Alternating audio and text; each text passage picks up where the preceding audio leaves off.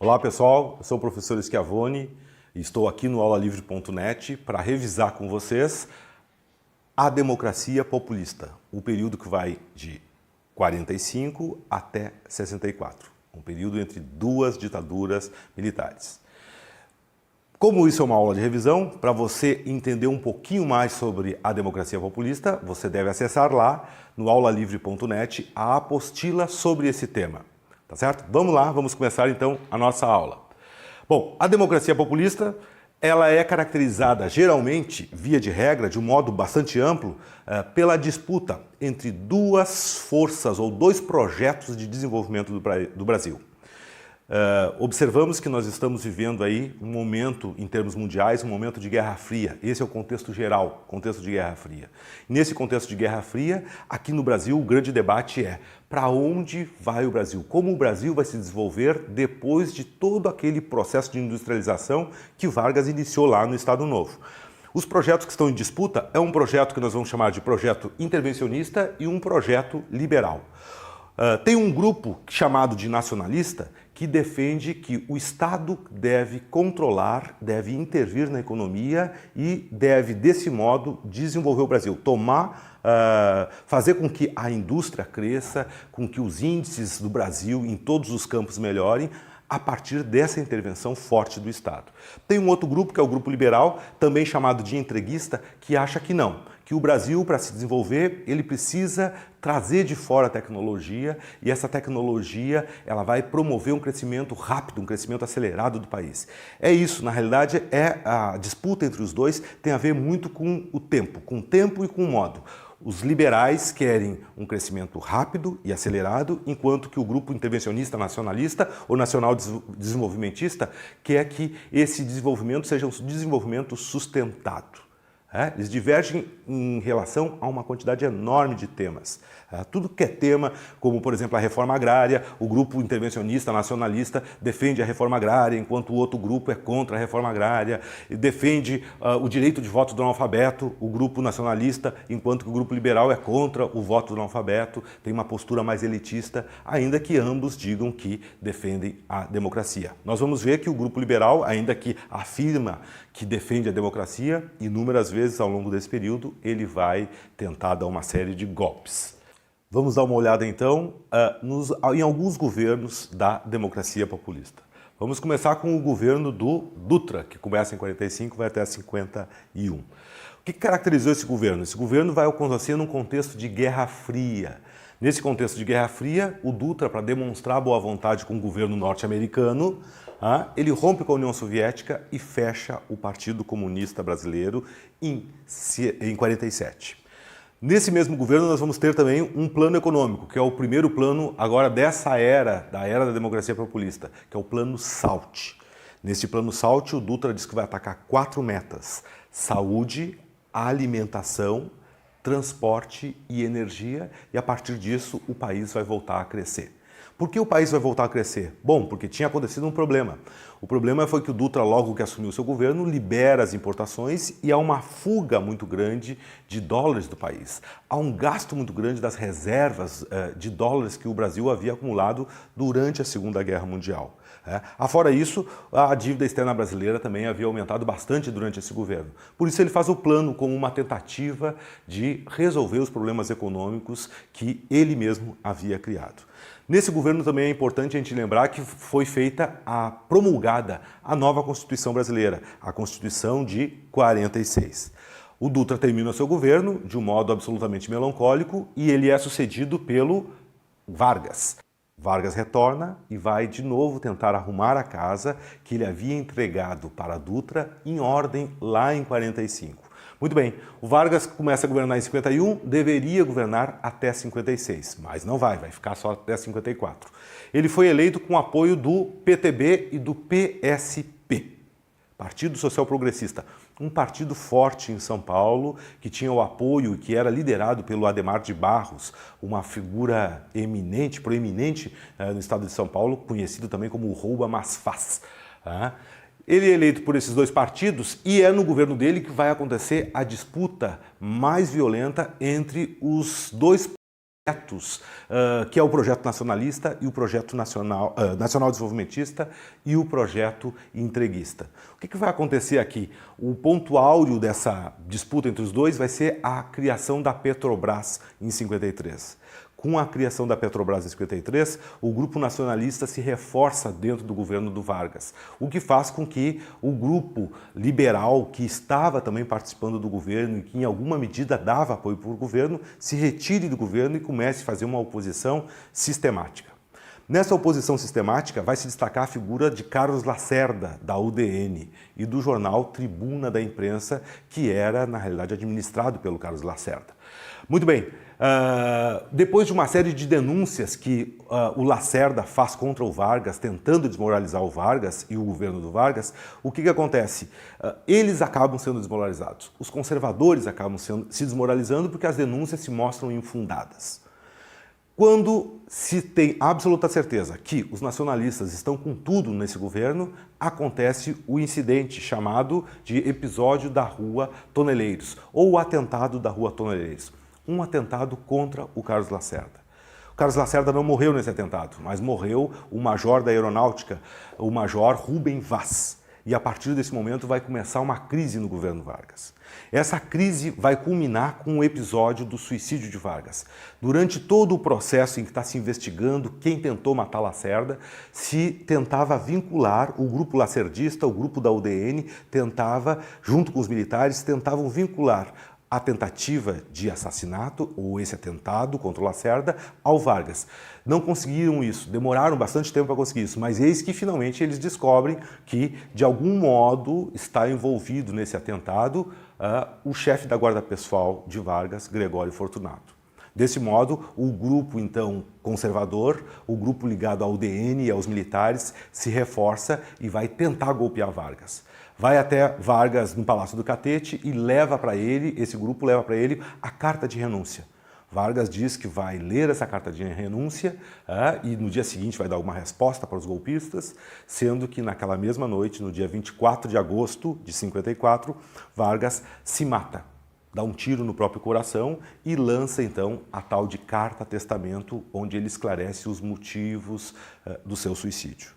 Nessa carta-testamento, ele denuncia a UDN, denuncia as multinacionais, denuncia os Estados Unidos, a Embaixada Norte-Americana como sendo responsáveis pela manutenção do atraso do Brasil, por estar dificultando o projeto dos nacionalistas de tentar jogar o Brasil ou levar o Brasil para um rumo de uma vida e de um futuro melhor. A partir desse momento, então, o grupo conservador perde força, se retira, fica em silêncio, há uma grande comoção nessa morte do Vargas e, assim mesmo, o que vai acontecer é que logo depois que a situação se acalma, o vice dele assume, o Café Filho. O Café Filho, nós vamos ver, é um governo que é muito influenciado pela UDN, é um governo onde a UDN praticamente manda e desmanda. O Café Filho, no governo dele vai acontecer a sucessão presidencial e na sucessão presidencial, as eleições vão ocorrer no governo dele, o candidato vencedor é o JK e o vice do JK é um tal de Jango. A UDN não gosta desse resultado. A UDN perdeu mais uma vez na eleição e a UDN ameaça dar um golpe. Ela diz que vai dar um golpe. Num primeiro momento ela tenta impugnar a eleição. Afirma que o JK não conseguiu 50% mais um dos votos, não conseguiu 50% mais um, mas a Constituição dizia que apenas aquele que tivesse tido a maioria simples estava eleito. E a UDN não se contenta com isso e vai tentar um golpe. Para tentar o golpe, o que acontece? O Café Filho se licencia da presidência da República e passa o governo para o Carlos Luz, que é também muito ligado à UDN. O Carlos Luz é que vai orquestrar esse golpe. Só que esse golpe fracassa porque ele é descoberto e o Marechal Lott, que era o ministro da Guerra, do governo do Vargas, era o ministro da Guerra também do Café Filho, era um militar legalista, um militar que achava que a Constituição deveria ser respeitada e cumprida ao pé da letra. O Marechal Lott, então, se antecipa e dá um golpe, que nós vamos chamar de golpe preventivo do Marechal Lott.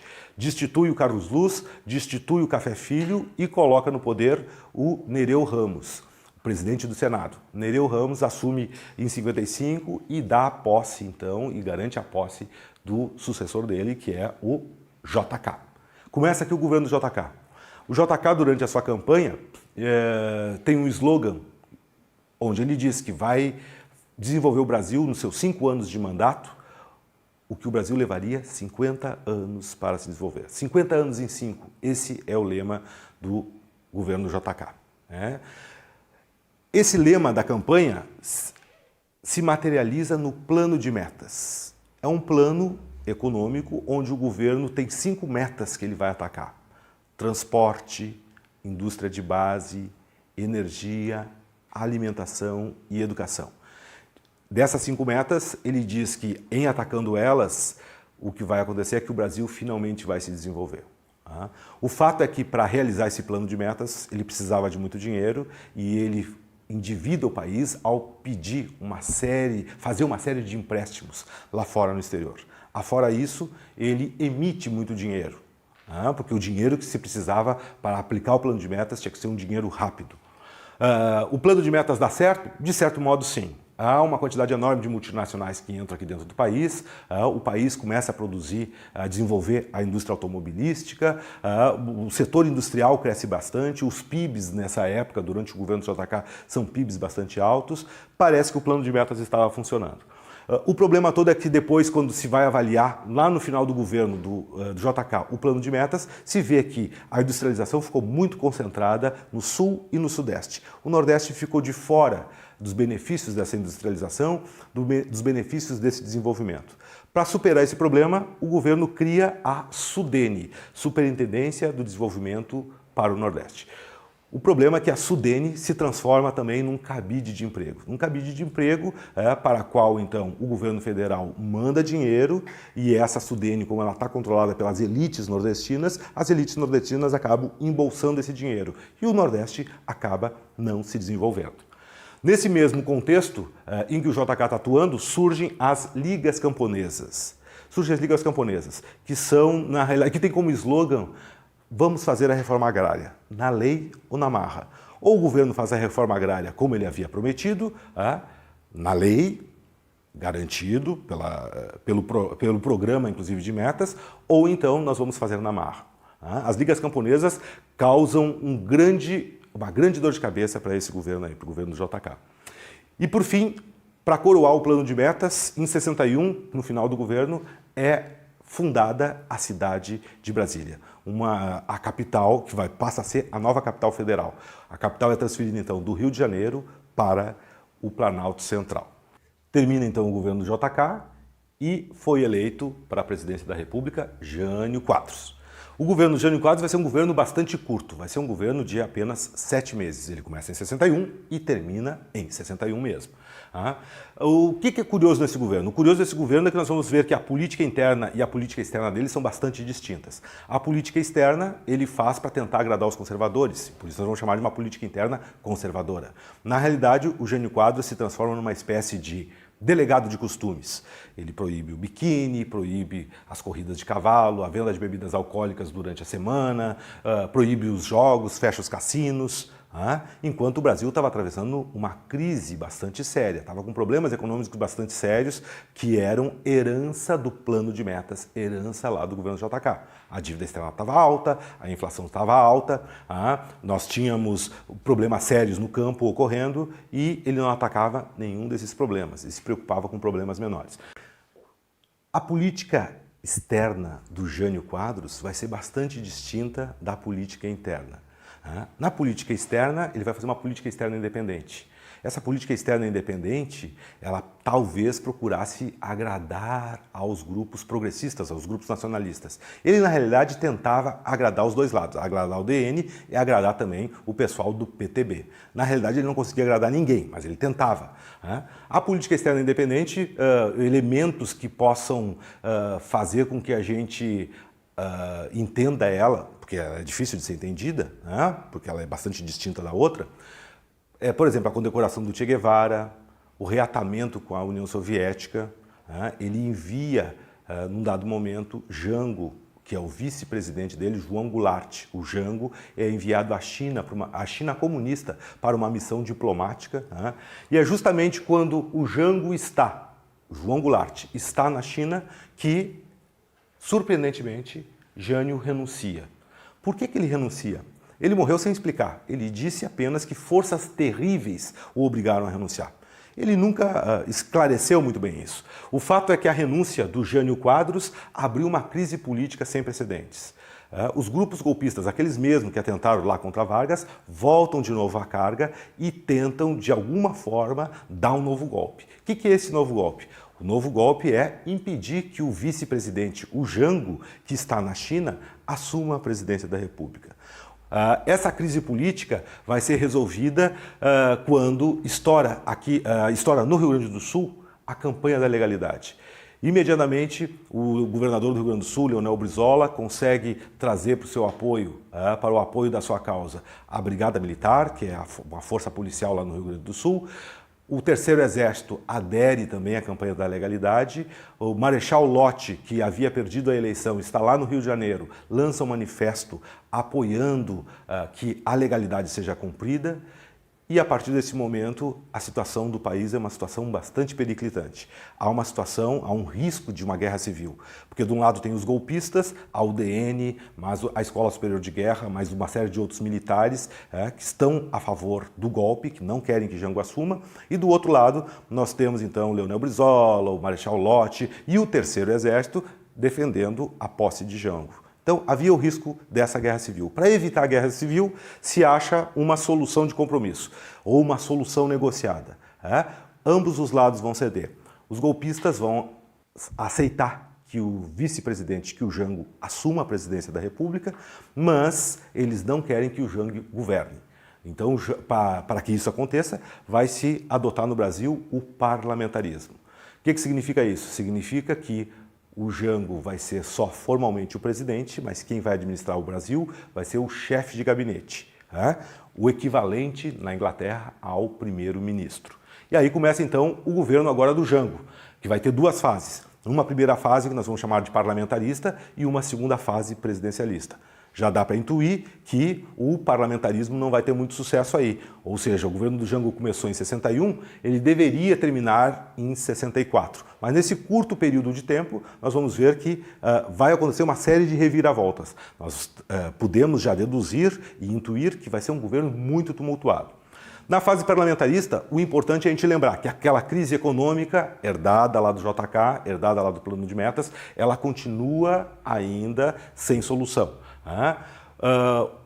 O parlamentarismo vai ser muito instável, há uma sucessão de gabinetes, 3 gabinetes se sucedem em apenas 1 ano e meio de governo.